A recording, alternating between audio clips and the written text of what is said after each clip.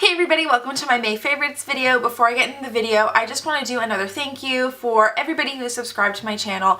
I did a thank you for 100 subscriber video I think a couple weeks ago, and since then I am at 160, which is so close to my goal of 200. So thank you guys so much for supporting my channel. As a reminder, I'm still doing my two-faced giveaway when I hit 200 subscribers, and I will be randomly choosing a winner from everybody on my subscribe list, or the people who are subscribed to me. I will be doing a video announcing the winner, and I will be sending a direct message to the winner, so you do want to keep an eye out for that to see if you are the winner. Next off, I know I didn't do an April favorites video, and that's because I was using most of the same things that I did in March, and it would have been really redundant, but I do have new favorites for May. I feel like I have a ton of them, and I will go ahead and jump into this video. I feel like a lot of them are old favorites that I kind of rediscovered in my collection with a couple of new ones thrown in there. So let's go ahead and get into the video, and I'm just working kind of top to bottom, so it's going to end up being the bigger things on top and the smaller things on the bottom because they kind of filter to the bottom of my bin. So first off, on top is this leave-in conditioner. It is the Regis Design Line Enchanted Midnight Color Luxury Leave-In with Keratin. I got this probably I want to say a little over 6 months ago from a Regis salon. It was called Hair Masters, and it was suggested to me to just, keep my hair soft and nice, and I've really been loving it. Prior to this, I was using Moroccan oil, which I really love, but I was told at the salon, and then when started using this, discovered that it was really holding my hair down a lot.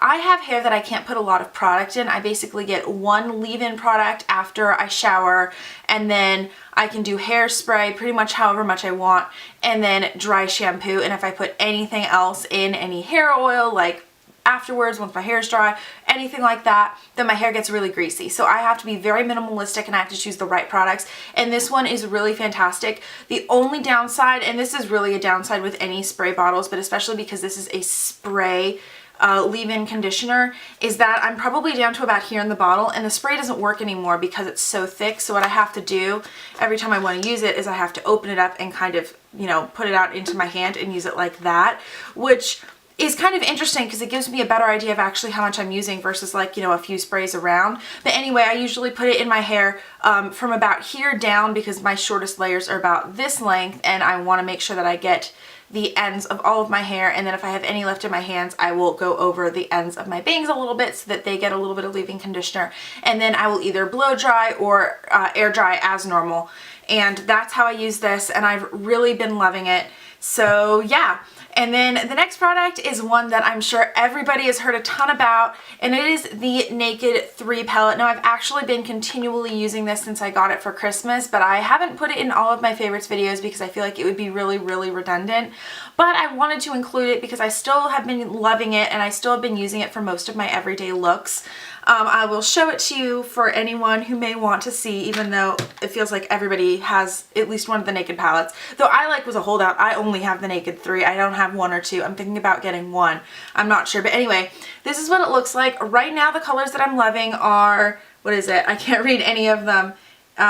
Strange, the light one. I use this. Here, let me take the brush out so I don't have to worry about it falling out. So I use Strange, which is kind of my highlight color, and on my brow bone and in the inner corners. And then lately I've been really loving Buzz, which, sorry, I keep moving around.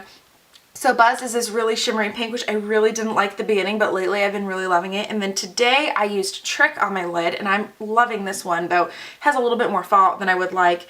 And then, of course, Limit as a blending color. I use that one almost every day. And then Liar and Factory are the two that I use most often in my crease, but I also use, what is that called?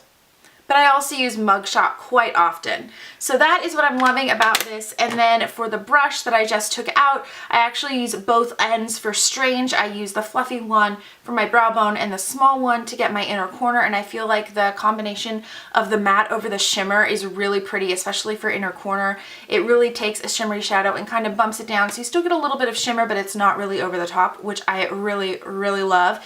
And this is actually the palette that I'm going to be taking with me to Generation Beauty in a few days.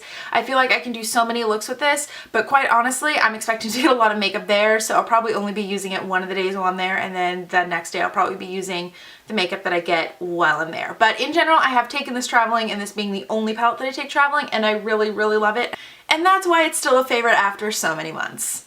Next is the Friedman Feeling Beautiful Anti-Stress Mask. It is a face mask. Obviously, it has Dead Sea minerals in it, and I've been using this probably about 3 or 4 times a week. I really don't want to get my hands dirty, but you can kind of see from the mess in the inner cap that it is a blue-green mask. And it has really, really been helping my acne and my skin overall lately. It's been helping with oil control. Whew. And overall, really great. Now, exactly how I use this is I will put it all over my face, a pretty thin layer. You know, obviously you can see the grain, but it's not opaque. And if I go down on my neck or not, kind of depends on the day. Lately, I've been going down on this side of my neck because I've been getting some breakouts here. I've been sleeping on this side. I think it's my pillowcase. I don't think I changed it often enough, so I think that's why I'm breaking out on this side of my face, even though my hair is like all over this side of my face. But anyway, this has really been helping my acne clear up, and it's really been helping my skin just be softer, and I'm really loving it. So this has been the face mask that I'm using. And then next, I have been loving this MAC bronzer in Trace Gold. I actually got this about a year ago, and it is filthy. I feel like all my makeup's filthy. Anyway, this is what it looks like, and I got this about a year ago on a trip to San Diego, trip to San Diego that I went on. I was expecting to go wandering around outside, and of course it decides to pour, so I hit up a mall and end up going into MAC and loving this.